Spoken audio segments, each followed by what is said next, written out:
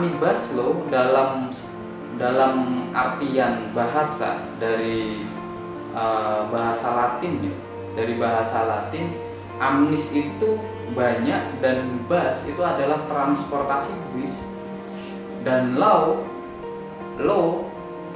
itu adalah hukum. Nah, dalam konsep di Indonesia, hukum itu bisa dimaknai mengenai dua definisi.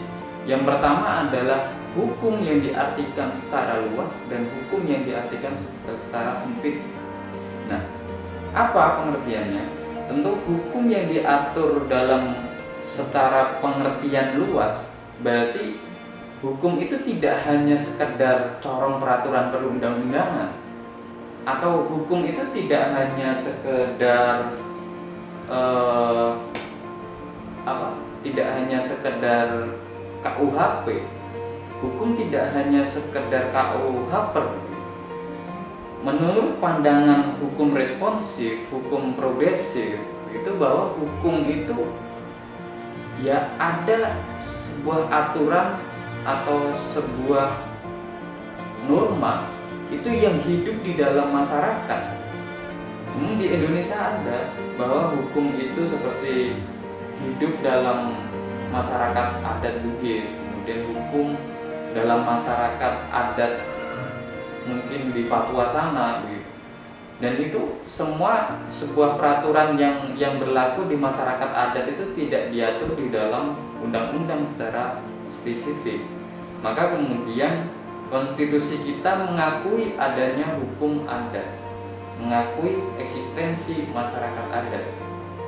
Nah, dalam Omnibus Law ini bahwa hukum hanya diartikan secara sempit, karena memang semangatnya hanya untuk merampingkan suatu peraturan perundang-undangan yang tumpang tindih.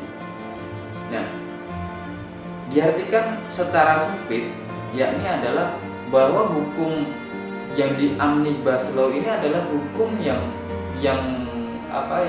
hanya mencakup dan merubah peraturan perundang-undangan saja. Nah, jadi ini konsep Omnibus Law ini kan sebenarnya dalam catatan itu sekitar tahun 1888 ya. Pertama muncul di Amerika Serikat di suatu sistem hukum common law. Amerika Serikat itu sistem hukumnya adalah common law. Nah, yang disebut Omnibus Law dalam bahasa Amerika Serikat yakni adalah Omnibus Bill. Omnibus Bill yang penyebabnya adalah adanya suatu perjanjian privat terkait pemisahan dua rel kereta api Amerika, dan kemudian Omnibus Law populer pada tahun 1967. Nah, pada 1967 ini Menteri Hukum Amerika Serikat, kalau kita kenal sebagai Pierre Trudeau, mengenalkan Criminal Law Amendment Bill yang isinya mengubah undang-undang hukum pidana yang mencakup banyak isu. Gitu. Nah, artinya apa? Omnibus Law itu secara sederhana saya maknai itu hanya ini, intinya itu ingin mencakup suatu peraturan perundang-undangan dari banyak hal, atau dari banyak peraturan perundang-undangan kemudian dinilai bahwa di dalam pasal per pasal atau dinilai dalam substansi peraturan perundang-undangan itu terdapat tumpang tindih norma, sehingga diperlukannya Omnibus Law untuk menghilangkan tumpang tindih antara norma yang ada di Undang-Undang 1 dengan undang-undang yang lainnya gitu.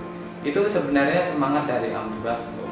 Sedangkan di Indonesia sekitar pada bulan Februari, jadi bulan Februari 2020 itu pemerintahan kita mengirimkan RUU Cipta Kerja.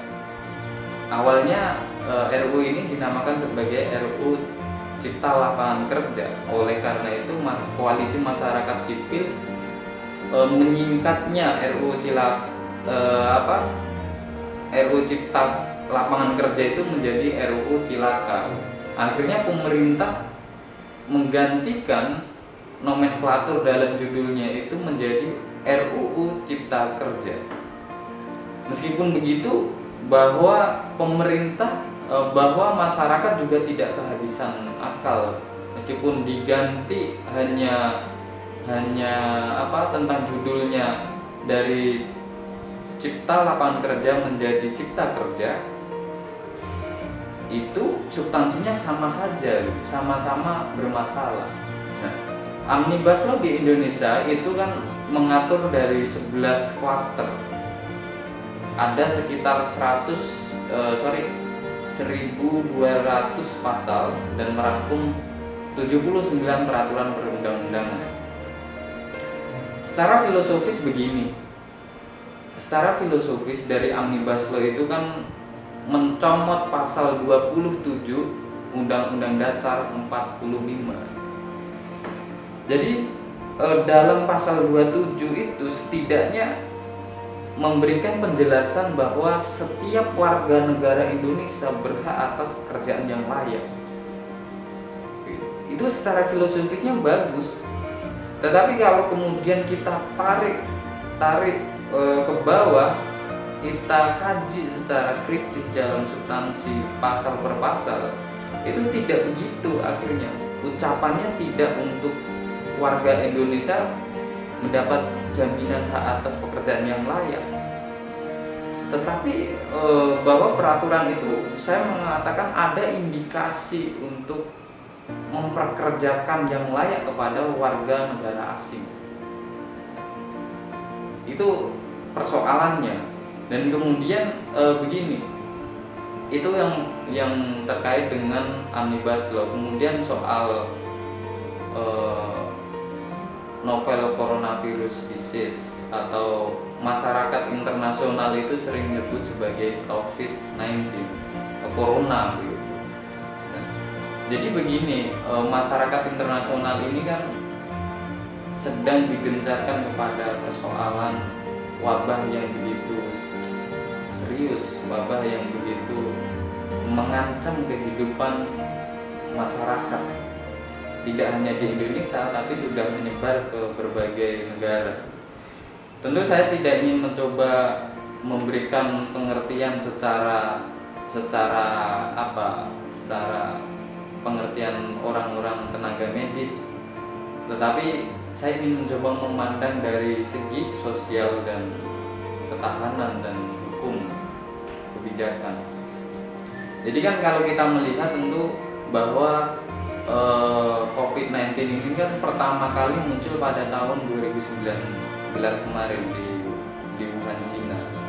Nah, biasanya gejala-gejala dalam COVID-19 ini seperti kalau kita lihat di beberapa di televisi, entah itu di kanal COVID-19 Corona itu kan gejala umumnya ada bahwa warga demam, kemudian batuk dan sesak napas, akhirnya paru-paru itu sesak karena terkena virus corona itu.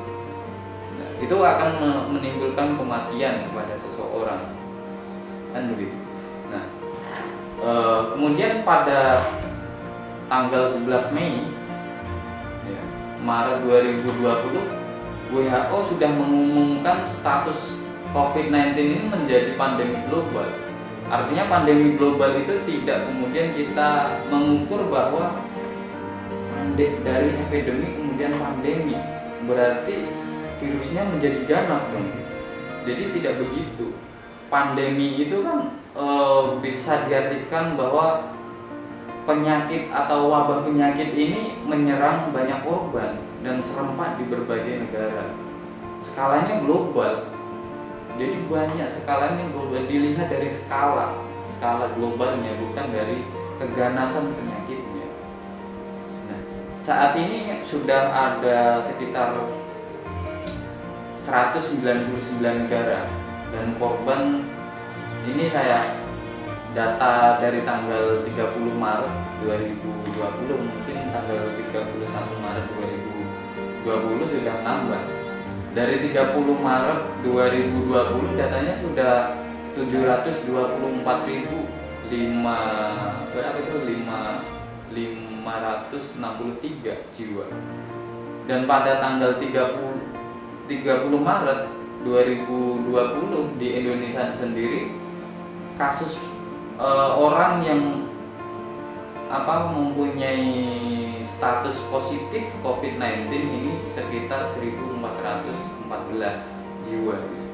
Pasien yang sembuh ada sekitar 122 dan pasien yang meninggal kalau nggak salah pasien yang sembuh ini adalah ada 75 dan yang meninggal ada 122 ya. Gitu. Jadi kebalik, ada 75 kasus yang sudah sembuh dan 122 yang antara Omnibus Law kemudian dengan COVID-19 ya tidak perlu dipertentangkan. Terkadang kala masih ada orang yang menganggap bahwa seorang buruh, seorang mahasiswa yang memperjuangkan untuk selalu menolak dan menggagalkan Omnibus Law, kemudian dia dituduh sebagai orang yang suka berkerumunan dan orang yang melakukan penyebaran wabah virus ini. Begitupun sebaliknya, orang yang kemudian dianggap hanya fokus COVID-19 tetapi menghiraukan kepada Omnibus Law, itu seolah-olah orang mengatakan ini tidak peduli terhadap nasib bangsa dan sebagainya. Kalau menurut saya bahwa persoalan Omnibus Law dan COVID-19 ini adalah persoalan yang penting. Dua-duanya itu tanpa dan tidak perlu kita kontradiksikan, perlu diperhatikan bersama. Karena kedua-duanya ini adalah berbahaya bagi nasib warga negara. Bahayanya di mana? Bahaya Omnibus Law jika dari sekian ribu pasal itu kita ringkas, itu hanya ada 2 poin. Yang pertama adalah bahayanya dengan adanya Omnibus Law maka ada potensi merusak lingkungan hidup, dan yang kedua adalah adanya perampasan hak buruh atau pekerja secara berkelanjutan. Sedangkan COVID-19 kita sudah jelas semua, dengan adanya itu masyarakat internasional, warga, seseorang begitu ya, itu akan mengancam nyawa secara masif dan cepat, dan itu sudah terbukti. Dan dari sekian banyak kan sudah ada 199 dari negara yang sudah dinyatakan sebagai positif atau sudah dinyatakan sebagai negara yang sudah terkemasukan COVID-19 ini. Nah, permasalahannya adalah bahwa dengan adanya fakta darurat kesehatan masyarakat ini, adanya COVID-19, tetapi pemerintah tetap banal. Jadi pemerintah tidak berani bersikap untuk mencoba menenangkan publik, agar publik, masyarakat ini tidak berpikir double-double. Jadi dia harus fokus membahas masalah Omnibus Law, umpama sudah diselesaikan dan digagalkan, maka masyarakat akan bisa fokus membahas membahas masalah COVID-19. Nah, yang terjadi adalah bahwa dua-duanya ini menjadi persoalan. Masyarakat atau publik ini selalu dibayangi oleh ketakutan, khususnya bagi kawan-kawan buruh, kemudian kawan-kawan aktivis lingkungan begitu. Dibayang-bayangi oleh ketakutan apabila COVID-19 ini masif begitu, tapi DPR selaku pejabat begitu yang mempunyai kewenangan untuk menyusun suatu peraturan perundang-undangan bersama pemerintah, itu akan mensukseskan Omnibus Law menjadi undang-undang. Dan itu kan akhirnya berpikir merasa dirinya itu juga akan merasa ketakutan juga. Kemudian belum lagi persoalan konflik agraria yang selalu terus-menerus tanpa ada hentinya, terus-menerus tanpa ada solusinya, dan terus-menerus tanpa ada peredaman dari pemerintah. Umpama 3 hari yang lalu, jadi 2-3 hari yang lalu, masyarakat Banyuwangi, petani Banyuwangi itu yang sebelumnya itu pada bulan Februari mereka mengontel sepeda itu dari Banyuwangi sekitar 316 km ke Surabaya untuk hanya menjemput keadilan. Tetapi selama aksi di depan Gubernur Jawa Timur selama 7 hari itu baru ditemui sama Gubernur Jawa Timur, dalam hal ini adalah Ibu Khofifah. Dan setelah selesai ditemui dan mereka pulang ke rumahnya masing-masing, di sana karena belum ada keputusan dari Ibu Gubernur, maka yang terjadi masyarakat juga kecewa. Masyarakat merasakan bahwa dirinya juga diabaikan gitu. Ada pengabaian dari pemerintah terhadap masyarakat petani yang itu jelas bahwa gubernur tidak menindaklanjuti dari putusan selama 30 hari. Keputusan hasil dari mediasi gitu. Sampai kemudian masyarakat karena mereka mengalami ketidakpercayaan kepada pejabat publik begitu, jalan yang dilakukan di tengah COVID-19 ini meraba, dia melakukan kerumunan dan melakukan pemogokan jalan untuk menghentikan produksi PT BSI dan PT DSI. Dia memperjuangkan Gunung Tumpang Pitu yang di dalamnya itu emas yang luar biasa banyaknya dieksploitasi oleh PT BSI dan PT DSI, Tumpang Pitu dan Salakan itu. Nah, hal-hal seperti ini kan ya mana mungkin begitu. Masyarakat inginnya juga ingin physical distancing, tetapi ia dipaksakan oleh keadaan. Ia dipaksakan karena dengan persoalan-persoalan yang ada yang mengitari dan yang membayangi masa depannya akan terancam. Dia juga harus, dan mereka juga mempunyai hak untuk memperjuangkan itu. Maka kemudian pejabat ini seharusnya harus mengambil sikap yang tegas. Selesaikan Omnibus Law yang itu menjadi perhatian publik banyak ya, mayoritas publik, dan selesaikan reforma agraria secara seutuhnya, menyelesaikan konflik agraria. Tentu kelebihannya Omnibus Law ini kan secara konsep sebenarnya diadopsi dari negara hukum yang bersistem dan makmur seperti Amerika Serikat tadi, dan itu diadopsi di negara kita Indonesia yang bermadhab Eropa kontinental, dan beberapa negara menerapkan Omnibus Law itu ya untuk mencoba mempersatukan norma dari tumpang tindihnya. Jadi semangatnya adalah untuk menciptakan kepastian hukum. Tetapi pemerintah selain itu juga yang katanya ingin dengan adanya Omnibus Law ini akan meningkatkan pertumbuhan perekonomian, karena melihat katanya investor lari karena persoalan perizinan, investor tidak mau masuk ke Indonesia karena persoalan korupsi dan sebagainya. Dan itu tidak menjadi ukuran bahwa investor mau masuk. Meskipun mau masuk ya saya sangat duga bahwa investor yang masuk ke Indonesia investor jahat, investor yang kredibilitasnya bagi saya adalah buruk.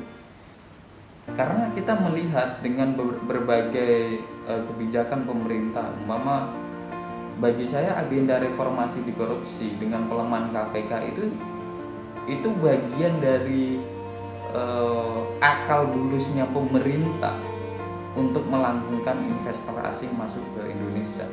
Karena isu yang lama itu, isu yang berkembang pada saat itu adalah investor tidak masuk Indonesia karena persoalan perizinan dan persoalan korupsi. Itu yang mereka tahu. Karena ukurannya bukan di situ bagi saya.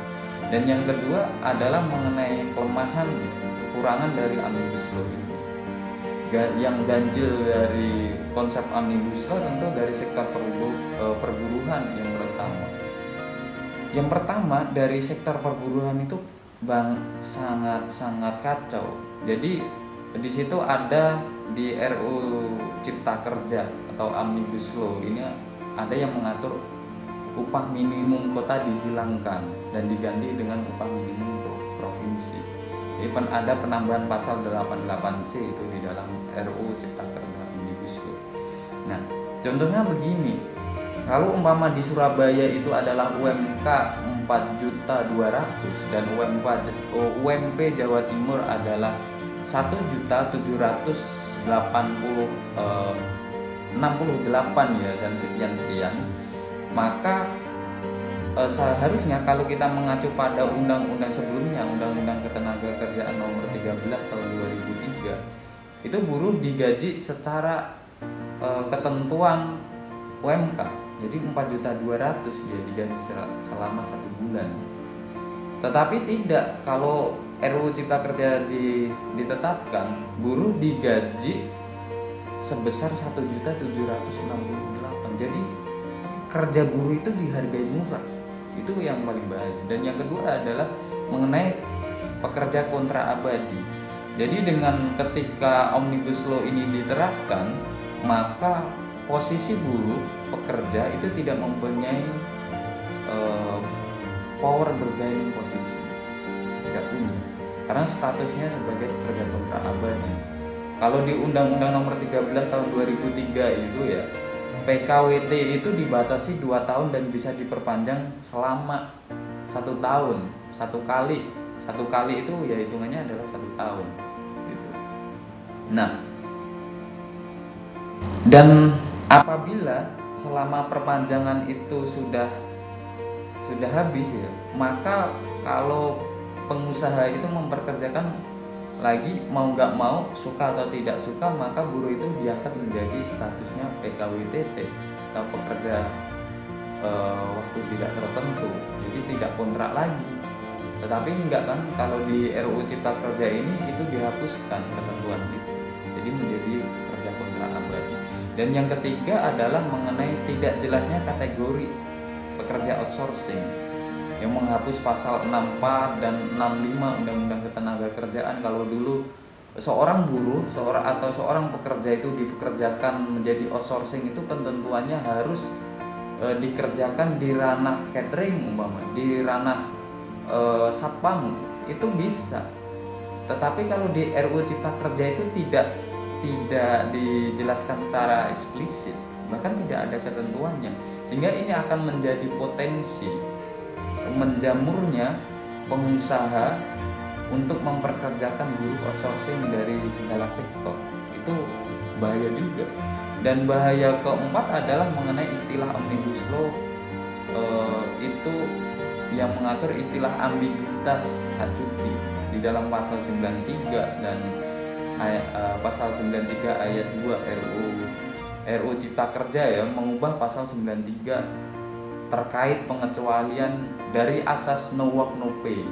Di pasal 93 Undang-Undang Ketenagakerjaan itu, pengusaha wajib membayarkan upah apabila buruh tidak masuk kerja atau tidak masuk kerja karena berhalangan. Jadi berhalangan ini juga artinya luas.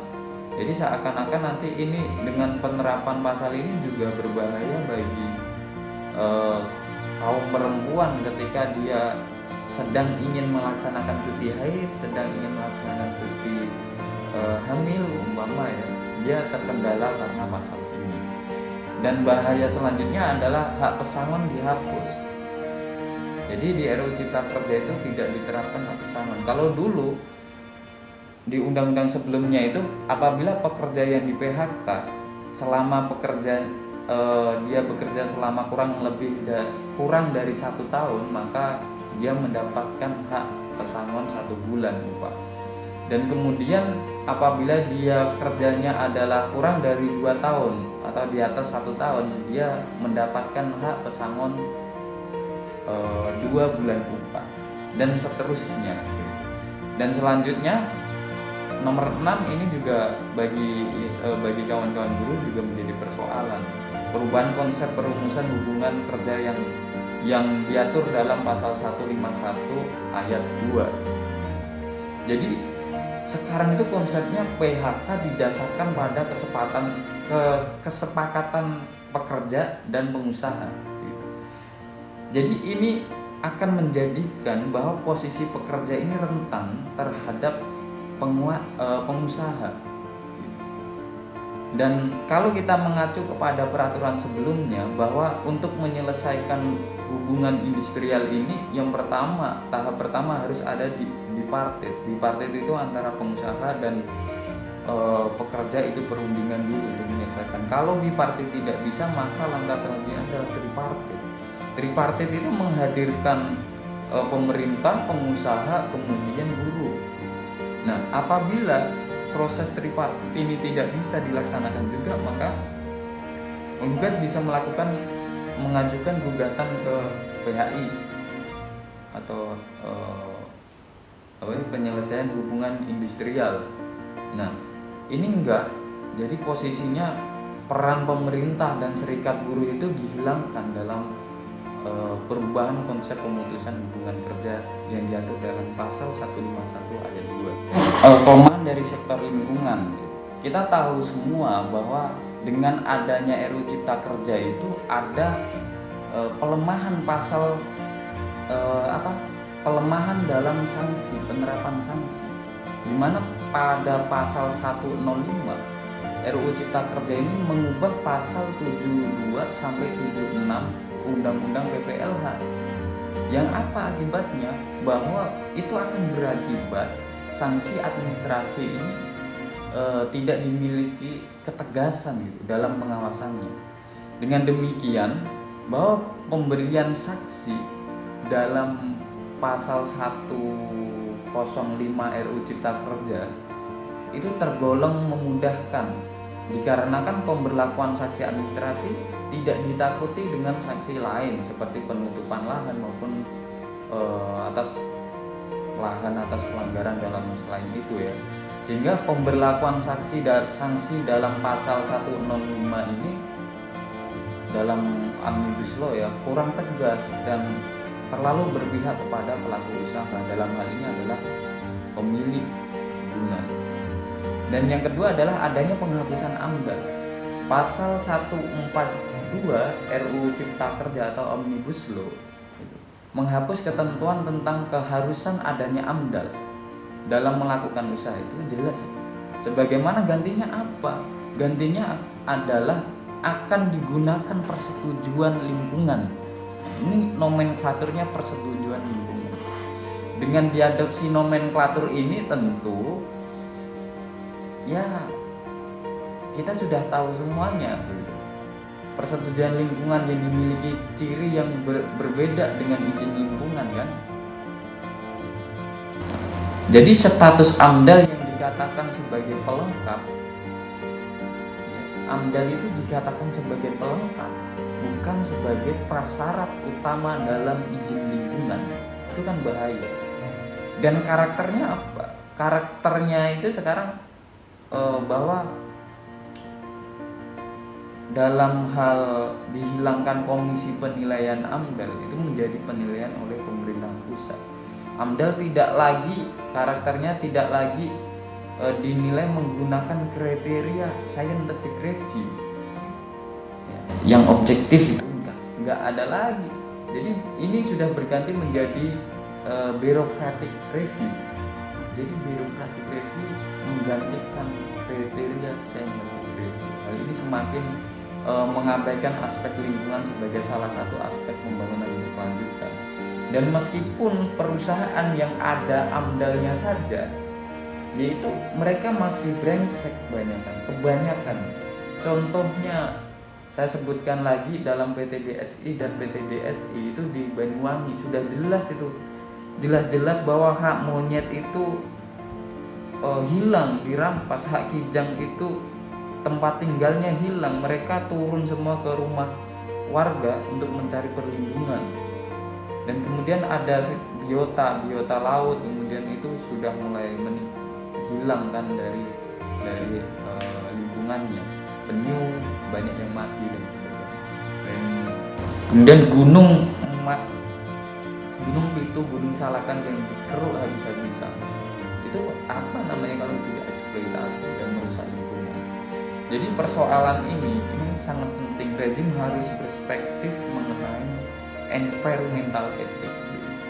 Karena kita malu gitu. Masyarakat internasional itu sudah berbicara persoalan bagaimana hak atas lingkungan yang berkelanjutan. Kalau kita di Swedia, kita ya mengingat di Swedia, saya ulangi lagi. Ada seorang anak kecil yang berumur 17 tahun, Greta Thunberg namanya. Greta, seorang anak perempuan 17 tahun yang seringkali berbicara di KTT PBB.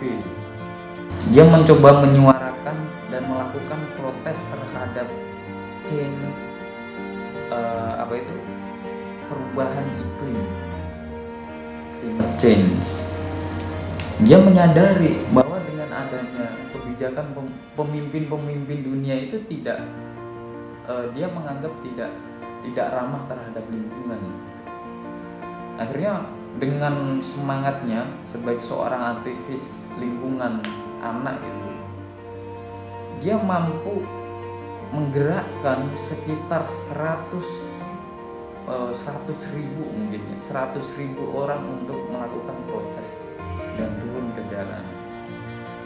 Jadi anak kecil saja bisa perspektif yang luar biasa. Jadi kalau umpama dalam guyonan ini, Greta Thunberg itu bertanya kepada Kofifa selaku gubernur, atau bertanya kepada Joko Widodo selaku presiden sekaligus sebagai sarjana kehutanan, ditanya oleh Greta begini, Mr. Jokowi, what is your opinion about environmental ethics? Jokowi menjawab, ya saya akan pindahkan ibu kota ke Kalimantan. Atau mungkin Bu Kofifa juga ditanya hal yang serupa. Dijawab apa? Ya saya akan memberikan pengusaha untuk mengelola PT BSI dan PT DSI untuk mengelola Gunung Tumpang itu dan Gunung Salakan. Jadi itu pasti akan menjadi, kalau jawab seperti itu akan menjadi bahan ketertawaan bagi Greta. Itu lagi belum berbicara itu perspektif lingkungan di KTT Rio de Janeiro pada tanggal 3 sampai 14 Juni 1992. Di situ sudah jelas bagaimana kalau umpama melahirkan 3 pilar ya, perekonomian berkelanjutan, sosial yang berkelanjutan, dan lingkungan hidup yang berkelanjutan. Dan ketiganya ini adalah satu rumpun yang tidak bisa dipisahkan. Jadi mau bicara soal ekonomi harus bertumbuh pada lingkungan hidup. Dengan lingkungan hidup harus berbicara soal sosial yang. Jadi dalam pembahasan rapat itu kurang lebih dari waktunya ya, kurang lebih 27 menit lebih dari 45 detik. Dan dihadiri oleh secara fisik itu oleh 45 pimpinan fraksi, dan secara virtual itu 297 pimpinan fraksi ya, kalau nggak salah ya, nanti bisa dicek. Itu membahas tentang mengenai seputar pencegahan COVID-19. Nah, dari kader Golkar, Nasdem, PKB, kemudian Demokrat, PKS, P3 itu pada akhir acara itu mengajukan usul jika mereka sepakat sebagian gaji diperuntukkan untuk pencegahan COVID-19. Cuma permasalahannya adalah dari beberapa partai, mau dari Golkar, Nasdem ini dan lainnya mungkin ya, itu akan dikembalikan lagi dan akan dibahas melalui fraksi. Ini pertanyaan besar, bahwa mereka itu duduk di pemerintahan, di dewan, ya dia mengatasnamakan rakyat. Jadi itu tidak lagi mengatasnamakan perwakilan dari fraksi per fraksi. Jadi nggak perlu mereka itu harus berbicara dulu pada fraksi kalau memang ini sudah real untuk gaji diperuntukkan kepada pencegahan COVID-19. Kemudian ini menjadi permasalahan juga. Jadi persoalannya itu bukan DPR yang mengadakan pertemuan rapat paripurna, maka ada potensi penyebaran virus karena mereka bergerombol. Bagi saya itu, saya tidak mempermasalahkan itu. Tapi dengan adanya rapat paripurna ada indikasi, ada permasalahan yang publik patut curiga akan ada pengesahan legislasi, fungsi legislasi itu berjalan lagi. Dan ini terbukti bahwa melalui Konpres Puan Maharani sebagai ketua DPR RI, kemudian melalui usulan dari kader Nasdem mengusulkan bahwa akan melanjutkan pembahasan Omnibus Law di setiap fraksi-fraksi atau komisi. Nah, karena apa? Pembahasan Omnibus Law dianggap penting karena sebagai pemulihan. Jadi sebagai pemulihan atau recovery perekonomian nasional itu bagi saya menganggapnya ini juga menjadi persoalan. Maka yang harus dibahas harusnya oleh para dewan pada saat rapat paripurna itu seenggaknya satu, dia harus berani membatalkan pembahasan Omnibus Law RUU Cipta Kerja yang itu sangat mengancam masyarakat miskin dalam menghadapi pandemi COVID-19.